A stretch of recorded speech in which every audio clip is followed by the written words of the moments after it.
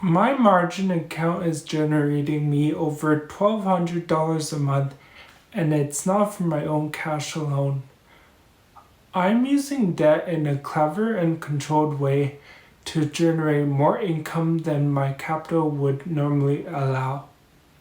And today I'll show you exactly how I'm doing this inside Wealthsimple.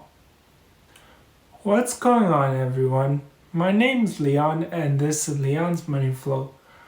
On this channel we'll talk about personal finance, investing for income and growth, and I share my ongoing journey towards financial freedom, all in hopes of inspiring some of you guys to start or continue on your own journey too. If that sounds like something you're into, make sure to hit the like button and subscribe to the channel. It really helps support the content. Now let me show you how I'm using margin to grow my income and speed up compounding. Before we get into it, this is not a margin hype video. It's not a use margin and you'll get rich video. I'm not trading here, I'm not speculating, and I'm definitely not YOLOing into one stock. This is simply how I personally use margin to grow my income and speed up compounding. And I'll show you the numbers, the risks, and how I manage them. Margin is a tool, and like any tool, it can be incredibly helpful when used correctly. Think about shoveling snow. You can use a shovel and get the job done, or you can use a snowblower and clear it much faster. Margin is like the snowblower. When it's set up properly, it helps you move more snow with less effort, and in my case, that means generating more income and compounding faster. But if the shoe is pointed the wrong way and you're throwing snow back onto the area that you already cleared, then you're not making real progress. You're making a mess. And that's exactly how margin works. Used correctly, it helps. But used incorrectly, it works against you. The reason I use margin is simple. It gives me access to capital that I wouldn't otherwise have. And that extra capital lets me buy income producing assets. More income means more reinvestment, and more reinvestment means faster compounding. I pair margin with covered call ETFs because they generate me consistent income. That income helps offset the cost of borrowing, and instead of relying on just price appreciation, I'm focused on cash flow. This is how my account generates over $1,200 a month. Alright, so this is the Wealthsimple website, and they have great documentation on what margin is and how to use margin on their platform. So be sure to check them out and read for yourself. So let's take a quick look. They say that a margin account lets you borrow against your investments to unlock more purchasing power so you can take advantage of market opportunities as they're happening. So they have lower interest rates and they have fast, flexible loans through margin. So they talk about briefly how the margin interest rate works. They basically have 3 tiers of clients, and each tier decreases your margin rate by 0.5%, and it breaks it down even better than here. But basically, if you're a core member or a core client, then your interest rate would be just a prime rate plus 0.5%. If you're a premium client, then it's just a prime rate. And if you're a generational client, then it's the prime rate minus 0.5%. Yeah. So they also say they have the lowest interest rates compared to the banks. And in my experience, this is also true for most other brokers. They have the lowest rates too. I think the only one that's even lower is international brokers, but their margin works a little bit differently. So Wealthsimple is probably the easiest to get started with here. So I would like to break down two key terms when it comes to a margin account or dealing with margin. So first one is margin requirements, and the second one is margin available. So margin requirement is basically the minimum amount of equity that you must maintain in your margin account. And it's typically shown as a symbol, it's shown as a percentage on each security or holding, like 30% or 50%, so on. I'll give a concrete example on how to calculate margin requirement, but basically you need to satisfy your margin requirement to basically be in a good margin health and avoid a margin call, which we'll go into later. Next up is margin available, and this is the excess equity available from your assets that can be used for additional purchasing power. So it's the amount of money basically you can borrow from the broker. And so you always want to keep that margin available balance above zero.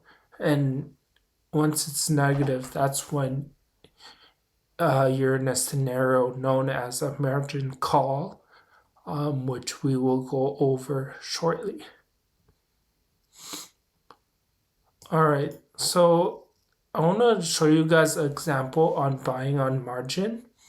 So let's say you have a margin account with $5,000 cash, and then the margin requirement for the fund that you want to buy is 50%. So that means since you're putting up $5,000, then you can borrow another $5,000, which means that you have a maximum buying power of $10,000. Where that $5,000 comes from is basically 50% of your total investment into this holding. So anyways, now there's two scenarios, right? Either a stock goes up or a stock goes down. So in the first scenario, the stock goes up and increases by 5%, so it gives you $500 in returns. And then you sell the stock and you pay back the $5,000 owed that you borrowed from the broker, and so that nets you a profit of $500 minus any interest incurred from the loan, because it is you are borrowing money, so there is a fee for it. But if you didn't buy on margin, then instead you would have only made $250, which is half of that. So this shows you that margin can amplify your gains potentially. And so the next scenario is that the same stock drops in value by 5%. And so now your total investment becomes $9,500. And so when you sell the stock and you pay back $5,000 to the broker, you're left with $4,500, and then minus any interest that you had to pay on the loan. So you lost about $500 plus any interest. So had you not bought on margin and instead just invested your cash, your $5,000 cash, you would have only lost roughly half of that, or $250. So this shows that margin can also amplify your losses. So what are some benefits of margin? So greater potential returns, it's more flexibility, and you have quick access to cash because you're you can basically borrow money from broker at any time. And you can also withdraw margin. Next up are risks on buying on margin. So there's greater potential losses, there's the cost of interest, and then there's the unfortunate scenario that you might be in a margin call. If your margin available goes negative, or otherwise you can also think your margin requirement is not satisfied. So let's go over an example on a margin call. Okay, so let's say you have $1,000 cash in your account and you want to buy a security that's 50% margin requirement. And that means you can borrow up to $1,000 from the brokerage. And so you do that and you have a combined $2,000 in that security. And then your account balance and margin requirements are as follows. So first you have a negative $1,000 cash balance. This means that you borrowed $1,000 from the broker. The security has $2,000 in it right now, or that's the market value. And then the margin requirement is $1,000, which is the market value, which is 2,000 times 50%, which is 1,000. And then we do this calculation to see if in our margin call. So we do cash plus market value minus margin requirement. So cash is negative 1,000 plus 2,000 minus 1,000, and that gives you just $0. So as you can see, you're kind of you're living on the edge here. You're any fluctuation, if your stock goes down $1, then you can be in a margin call, right? Okay, so now let's go into example. So let's say a few days later, the security drops by 10%. And so that means your value of your account has decreased. And so here are the numbers as follows. So your cash balance still stays as negative $1,000. And then your security, a market value, has decreased from the original 2,000. Now it's only 1,800. And so the margin requirement is $900. And we got that from doing 1,800 times 50%. So you notice that your margin requirement actually went down a bit, but you're still in a margin call, because if we look at this formula, we do cash plus market value minus margin requirement. That gives us a negative value, which is negative 100. So we do negative 1,000 plus 1,800 minus 900. And so it gives us negative $100. So we're in a $100 margin call. So now that you're in a margin call, you can do two things. You can either transfer funds or deposit funds from somewhere else, another account or something, or you can sell your securities in the account to increase your account balance, your cash balance, and hopefully bring you back up to that margin requirement. And then if you don't respond to a margin call, then the brokerage does have the right to liquidate any securities in your account on behalf of you to bring your account balance up to the margin requirement. And in the case that the brokerage has liquidated all your positions, but you still owe them money, then your account is considered delinquent, or I believe it goes inactive. Don't quote me on that. You just need to wait until you deposit enough money to bring your account back up. There's one more thing that I want to mention with margin, and it's due with taxes. And so if you use margin to buy income producing assets, you can actually write off that margin interest. And they say that here.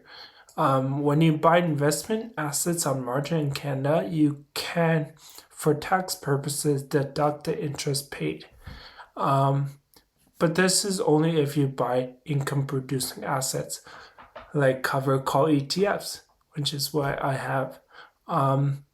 But if you use your margin like a loan, like a line of credit for personal use expenses, like you're withdrawing your margin, then that interest is not tax deductible.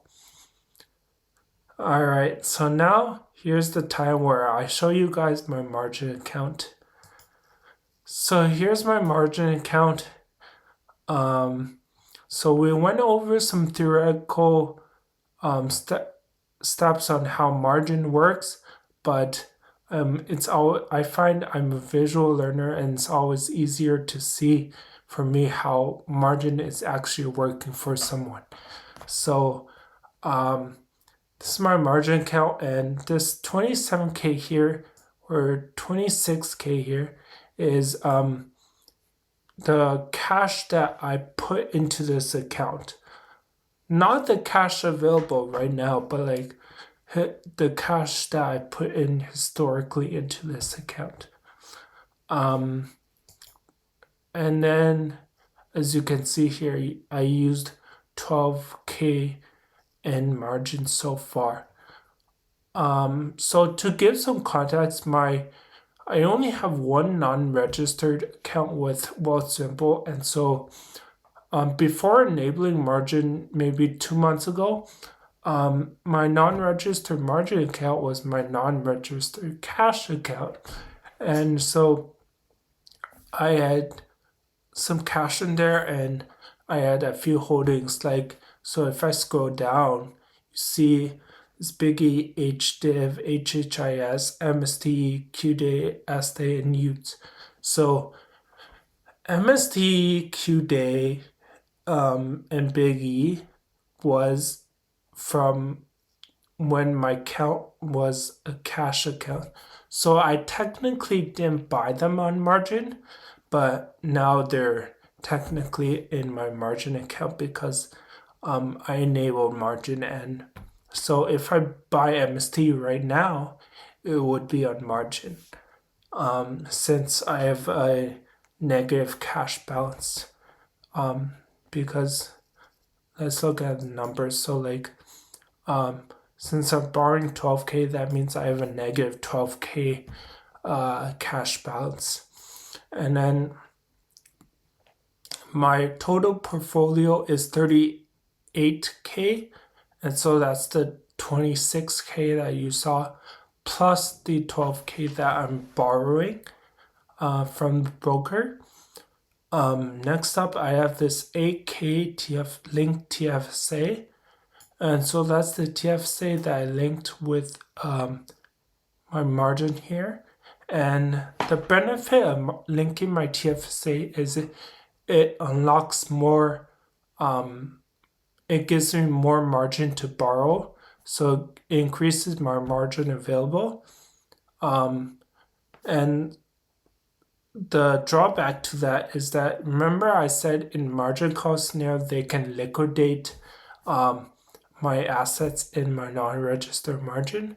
Well, since I linked my TFSA here, they also have access and the ability to liquidate assets in my TFSA if needed. So yeah, the next number is margin requirement, and it's 20K for me. So this is calculated by the sum of the individual margin requirement of each holding. So like Biggie, for me it would be like Biggie's margin requirement plus HDIV's margin requirement, so on, until I go over all my holdings. And since I link my TFSA, I also need to do that for whatever is in my TFSA. So to give a simple example, let's say I have a margin account and no TFSA linked for now, but I have 3 holdings, and each holding is a 30% margin requirement, and each holding has 1K in it. So the margin requirement would be 30% of 1K, so 300 plus 300 again plus 300 again, which equals 900. And so my margin requirement would be 900. Next up is margin available, and this is the number. It actually has a small blurb here that tells you. So it says margin available is your excess of equity available from your assets that can be used towards additional purchasing power. So like basically how much you can borrow. And then it says margin available is equal to your portfolio value plus cash available minus margin requirement. So for me, this 20K, this 13K would be would be my cash balance, so negative 12K plus my portfolio value 38K minus 20K, and that should give me 13K. Yeah, so you can notice since margin available is calculated like that, that means you have a few different ways to increase your margin available, either by having more cash balance, more portfolio value, like your assets go up, or you can decrease the margin requirement. And that would be if instead of buying a stock that's 50% margin requirement, now you buy something at 30% margin requirement. Or if Wealthsimple decides to lower the margin requirement of a fund, which they usually do that. So like for example, if a fund just comes out, it's usually 50%, but then it gets lowered over time. So like HDIV, it was released and it was 50%, now it's 30. HHIS was 50%, now it's 30. And like even MST, it was 50%. A few months ago, it went to 30. But then now it's more volatile, so they increased it to 40%. Okay, so the last number I have here is max buying power. And to be honest, I don't pay too much attention to this number, and I don't think you need to. It's more of a theoretical number, saying like your total purchasing power could be 45K. And that's assuming whatever you buy is the lowest margin requirement, which is 30%. And so the blurb here says, this is the highest amount you can purchase using margin. And so they say that the max buying power is equal to margin available divided by the assumed margin requirement of 30%, so the lowest. So this 45K is this margin available 13K number divided by 0.3. And so yeah, that's a purely theoretical number, and I don't really use it. So I just pay attention to my margin requirement and my margin available and my cash available to see how much margin I've used. They also give some numbers here, like your interest rate My current interest rate is 4.95 because I'm a core client. And so it's the prime rate plus the 0.5. So 4.45 plus 0.5 is 4.95. What does this blurb say? Yeah, it says interest is incurred daily, but it's charged on the first business day of each month. For the previous month, yeah. So like for example, I was charged $16.88 for last month, and I was charged that amount at the beginning of December, basically. And then it says I've incurred a total of $18.37 Canadian so far this month, which makes sense because I'm using more margin than I did last month. And so if I click learn more, it brings me to user guide and more help or documentation on how margin works. So be sure to check that out too. But yeah, that's all for the numbers here. So let's look at my holdings. So as I said, some holdings were not purchased on margin, but now they're in my margin account. But what I purchased with margin has been UTS, SDA, HHIS, HDIV, which I bought yesterday, as you can see here. So I bought it here. And then I also have some biggie, not the whole amount, but some.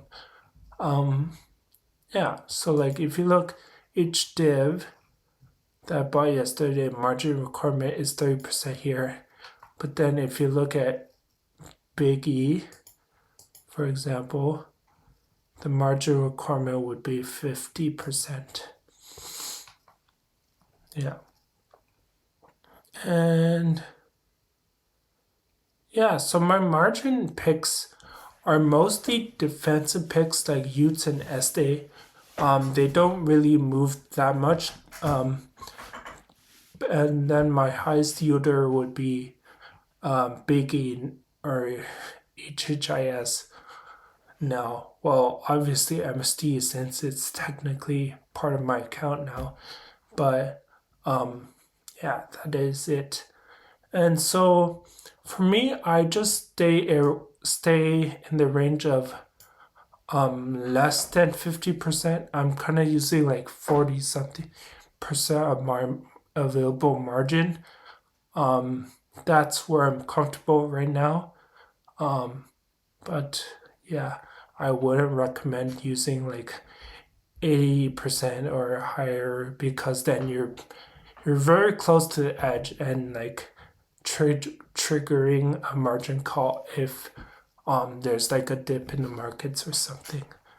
So yeah, that's my margin account, and hopefully that helps. One thing I forgot to tell you is like, how do I pay back my margin? Well, basically every month. Not every month. I said every month because I regularly contribute to my margin account.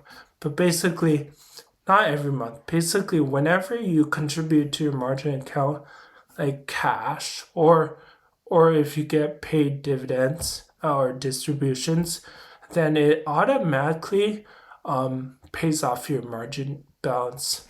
So right now I have 12K, right? Used, and then maybe I put in an extra 2, or I get paid 2K in dividend distributions. Then my margin available would go down to 10. My margin used would go down to 10K. And then basically from there I can choose if I want to keep that there or I can borrow more or something like that. At the end of the day, Margin is a tool to help you and not a must. When used conservatively and in a smart manner, it can speed up compounding. But when used too aggressively, it can destroy a portfolio. I would not recommend touching margin at all if you're a beginner investor. If you're just starting out, focus on learning the basics, building good habits, and owning solid ETFs. And if you ever feel like exploring margin later on, make sure to do your own research and your due diligence. A good suggestion is to look at how other people are using margin. Channels like Cover Call Investing or Robin Haney show different approaches to margin, and it's always a good idea to get multiple perspectives before jumping in. I personally did that research myself, and I also talked to people who have used margin for a long time, including JJ, who is the co-host of the podcast I run called Beyond Paycheck. To close, this is just a video on how I'm using margin and not a recommendation. But if you found this video helpful, I'd really appreciate it if you hit the like button and subscribe to the channel. It helps a lot more than you think. Comment down below if you would ever consider using margin yourself, or if that's something you plan to stay away from.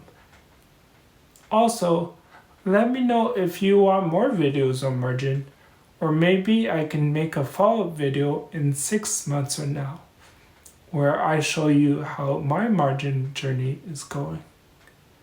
Thanks for watching, and we'll see you in the next video.